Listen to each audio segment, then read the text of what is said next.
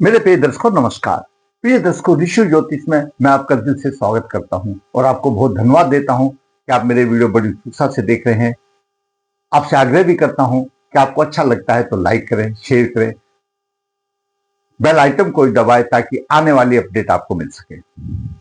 दर्शकों, हमेशा मैं भी बताता हूं और बाकी सभी जितने भी आचार्य पंडित जी जो भी हैं, आपको चैनल में हो या यूट्यूब में हो या कहीं पर भी हो, ज्योतिष में शुक्र देव का बहुत ही बड़ा स्थान है। और ज्योतिष में ही नहीं, हमारे जीवन में जिसका शुक्र अच्छा है तो उसका जीवन सार्थक आ जाता है, और जिसका शुक्र बिगड़ा हुआ है उसका जीवन भी बिगड़ जाता है। आप ऐसा मान कर सकते हैं। शुक्र लक्ष्मी है, शुक्र बहन है, बेटी है, सब कुछ है। और शुक्र दाम्पत्य सुखों का कारक भी है, सप्तम भाव का कारक भी है, और पुरुष जाति के लिए विवाह का भी कारक है, गुप्त अंगों का स्वामी भी है। जहां शुक्र पीड़ित हुआ तो वहां पर परेशानी आ जाती है, और समय पर यानी परिस्थिति के आधार पर ऐसी भी स्थिति आ जाती है, अब समाज में मुंह दिखाना भी अच्छा नहीं लगता।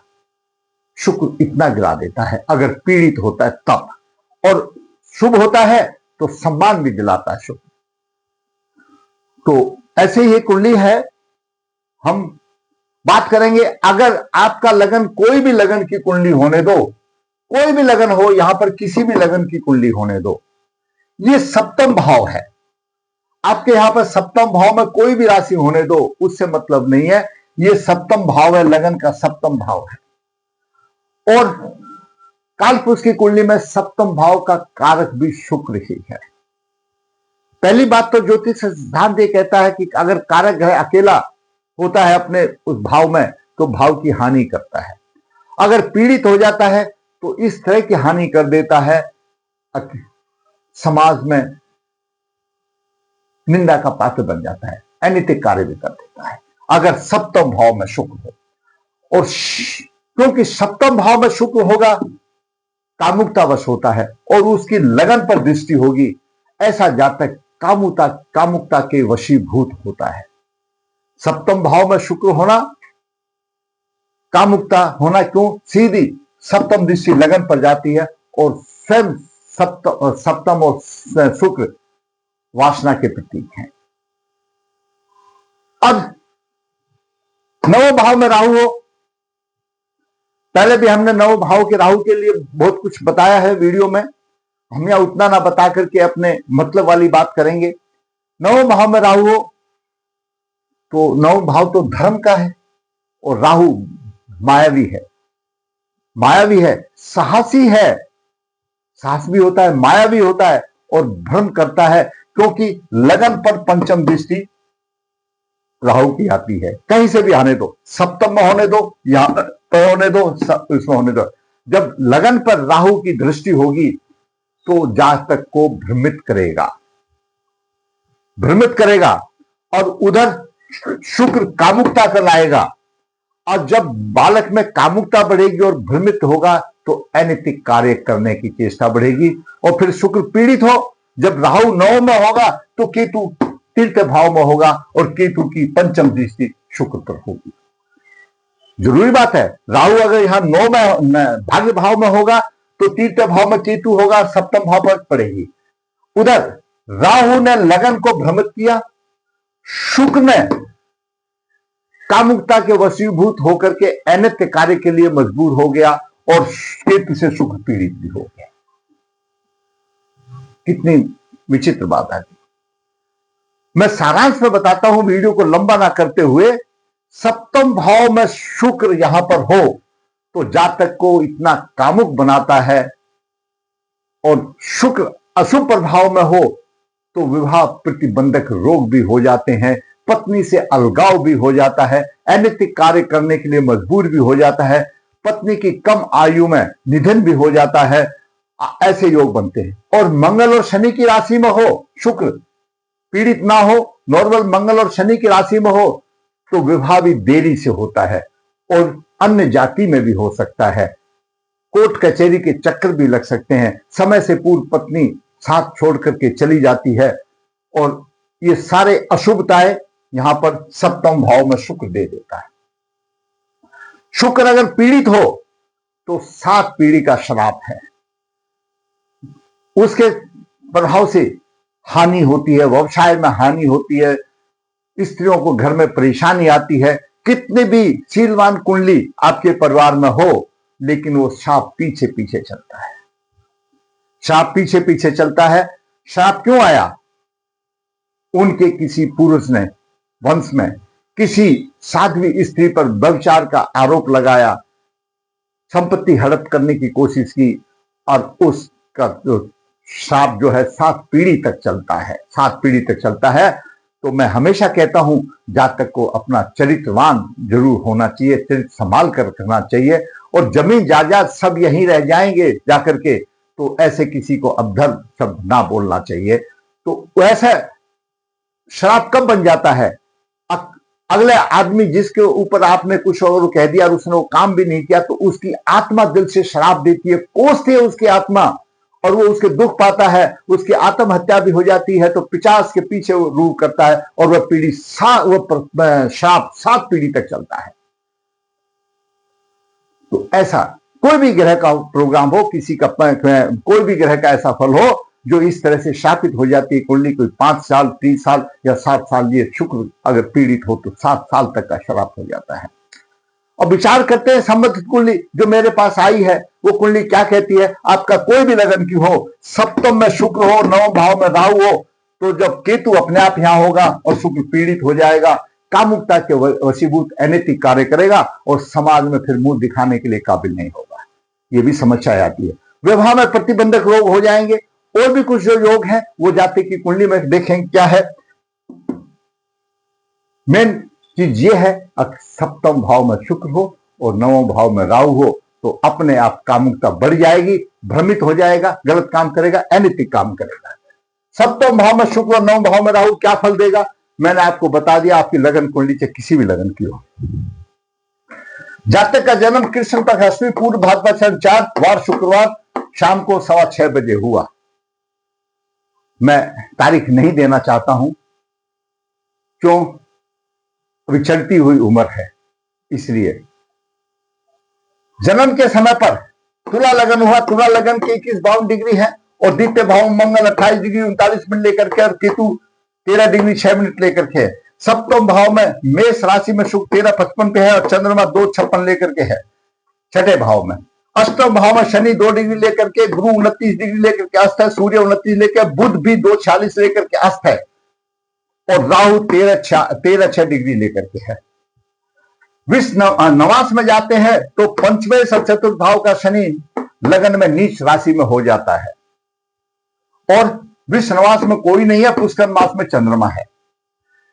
जन्म नक्षत्र पूर्व भाद्रपदा है, और इससे 22वां नक्षत्र मूला नक्षत्र है, और केतु विनाशकारी बनता है। केतु विनाशकारी बन गया, और केतु की दृष्टि शुक्र पर आ गई है।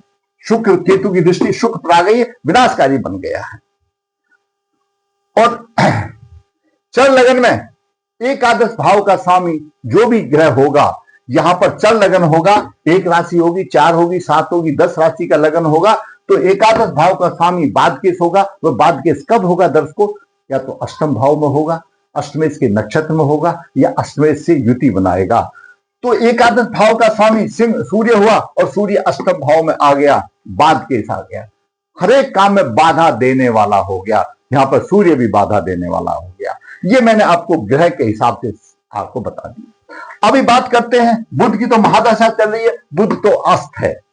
दर्शकों, लगन पर राहु का प्रभाव है। लग्ने शुक्र है, सप्तम भाव में केतु से पीड़ित है। जब लगन और लग्ने पीड़ित होता है तो बुद्धि कमजोर हो जाती है, भ्रमित हो जाती है। उसके साथ साथ बुद्धि का कारक बुध है, ज्ञान का गुरु है, दोनों ही अस्त है। तो ऐसे जातक की बुद्धि भी कमजोर होती है, जड़त्व बुद्धि का होता है। और बुध के ऊपर इधर सूर्य ने अस्त किया, राहु का भी प्रभाव है, यह भी शापित योग बन गया। बुध और राहु का भी शापित योग बन गया। पूर्व जन्म में बच्चों की देख रेख ठीक से नहीं की गई, चाहे वो हॉस्पिटल में हो या कैसे भी हो। दर्शकों, इसीलिए मेरे जब लाइव प्रोग्राम में होता है तो छोटे बच्चों के, नन्हे बच्चों के बारे में लोग पूछते हैं मेरे से, इसका भविष्य क्या होगा। नहीं, ज्योतिष शास्त्र मना करता है। आप एक मिनट के लिए सोचो, अगर मैं वहां पर सच बोलता हूं तो कड़वी बातें लगती हैं। मान लो ये सोच के सोचो भाई वो भविष्य में क्या बनेगा, तो माता पिता के उसके प्रति आजकल कलयुग है, नफरत के भाग जान जाते हैं, उसके लालन पोषण में किसी प्रकार की कमी आ सकती है। तो शास्त्र ये कहता है ऐसा मार्गदर्शन किसी का ना करें, ऐसा मार्गदर्शन किसी ना करे। मैं स्पष्ट बोलता हूं, भाई आपका बच्चा बीमार है या पढ़ने में है, वो आप बताइए, वो मैं बताऊंगा। क्या बनेगा क्या नहीं बनेगा वो मैं नहीं बताऊंगा, वो आप पहले पढ़ा लिए लिखा लीजिए, उसके बाद आसान होगी, कोई परेशानी होगी। यही कारण है यहां पर बुध राहु का भी संबंध शापित योग आ गया है। बुध कुल देवता है, बहन बुआ का कारक है पूर्व जन्म में, और बुध युवराज है। पूर्व जन्म में बच्चों की देख रेख के बिना बच्चे की मृत्यु हुई, जैसे हॉस्पिटल में आया वगैरह नहीं होती है या और कुछ होता है, देख रेख से हो जाए तो वो भी श्राप उनको लगता है, ऐसा श्राप लगता है। और बुध बहन बुआ का कारक है, बहन बुआ के साथ आपने व्यवहार ठीक नहीं किया, कुल देवता है, कुल देवता के आपने अपने कुल रीति रिवाज के नहीं किया तो भी बुध अशुभ प्रभावी हो गया, बुध अस्त हो गया, भाग्य का स्वामी अस्त हो गया, भाग तो है ही नहीं। और बुध बुद्धि का कारक है, तो बुद्धि कमजोर होने वाली बात ही है। सूर्य ने अस्त कर दिया, राहु का प्रभाव आ गया, पृथकजनक प्रभाव आ गया, और गुरु भी अस्त हो गया, ज्ञान ही नहीं है, धर्म ही नहीं है, अस्त हो गया। ये कारण हो गए बुद्धि और लगन लगने से दोनों पीड़ित हैं। तो ऐसे बालक की बुद्धि भी कमजोर होगी, संतुलन कमजोर होगा, ये मैंने आपको बता दिया। और सूर्य बादकेश बन गया, हर एक भाषा में बादकेश बन गया। पंचम और चतुर्थ भाव का स्वामी नीच राशि में आ गया। आपकी लगन कुंडली में, षड्योग में कहीं पर भी नीच राशि का हो तो आपको संघर्ष से ही जीना पड़ेगा, कर्म भोग भोगना पड़ेगा। ऐसे भोग है कि जब तक आप उसको कर्म नहीं करोगे कटेंगे नहीं। सिर्फ एक ये सहारा है कि पितृ दोष निवारण कर ले, ये कोई जरूरी नहीं उसे ठीक हो जाए। क्या कर्म करके आए हो सकता है ना करे, तो यहां मैंने देखा है कि कई लोग बार बार ऐसे करते रहते हैं, उनके कर्म धुलते नहीं है। कुछ कर्म ऐसे होते हैं भोगने के बाद ही वो मिटते हैं, जरूरी नहीं है। अब सबने जिसने पितृदोष की शांति किया, नारायण बलि श्राद्ध किया तो फल मिल जाए, नाग बलि श्राद्ध किया तो फल मिल जाए, नहीं। वो भगवान विधाता देखता है कि आपका पूर्व जन्म का प्रभाव कर्म कैसा है, उसी के आधार पर फल मिलता है। लेकिन हम मनुष्य हैं और कोई हमारे पास विकल्प भी नहीं है, और प्रभाव मिलता है, उसका प्रभाव कुछ ना कुछ आपने जो भगवान को याद किया, नारायण बलि श्राद्ध किया और पितृदोष श्राद्ध किया, ये सब किया, उसका फल कुछ ना कुछ अवश्य मिलता है। क्यों? भगवान अपना कर्जदार नहीं रहना चाहता, उसको कुछ ना कुछ देता है, कुछ ना कुछ उसकी राह आसान करता है। तो ये कारण रहा शापित होने का। लगन, अगर नवास हम देखते हैं तो नवास में हम सभी चीजों को देखते हैं। नवास में लगन में नीच राशि का होना, दाम्पत्य सुख ना ही हो गया। और पंचमेश का नीच राशि में चला जाना, वंश की हानि हो गई भाई, नीच राशि में हो गया। सुख का स्वामी नीच राशि में चला गया, कहां से मिलेगी? मंगल से मिलेगी एनर्जी। शनि को मंगल से एनर्जी मिलेगी, मंगल तो अस्त है, अस्त मतलब 28 डिग्री लेकर मिट है, कोई फायदा नहीं। और उधर शनि सूर्य है, शनि सूर्य संतान के पक्ष में परेशानी आती है। यहां पर शनि सूर्य है और संतान के पक्ष में परेशानी आएगी। अकेला लड़का है उस बाबा का, शापित कुंडली बन गई। अब हम देखते हैं, देखिए दर्शकों, 3 कुंडलियां बहुत जरूरी हैं विवाह से संबंध देखने के लिए। एक लगन कुंडली, लगन कुंडली का लग्नेश और सप्तम भाव, सप्तम भाव क्या कहता है। दूसरा नवास, तो सभी के लिए जरूरी है, बिना नवास के तो फल कहना भी गलत है, उसमें त्रुटि आ जाती है, हंसी के पात्र बन जाते हैं। तो नवास में भी जो लगन है वो विवाह है और सप्तम भाव, तो यहां पर परेशानी आ गई। नवास भी नहीं कहता दाम्पत्य सुख के लिए, विवाह के लिए नवास भी नहीं कहता। आगे चलते D30, 12 दूनी 24 और 36, छठा भाव। छठा भाव दाम्पत्य सुख को दर्शाता है। ये छठा भाव जीवन साथी का द्वादश भाव है ये। अगर जीवन साथी का द्वादश भाव है, ये छठा भाव बहुत ही महत्वपूर्ण भाव है। साधारण तौर से इससे हम क्या देखते हैं? दुष्टता, असफलता और दुर्भाग्य देखते हैं।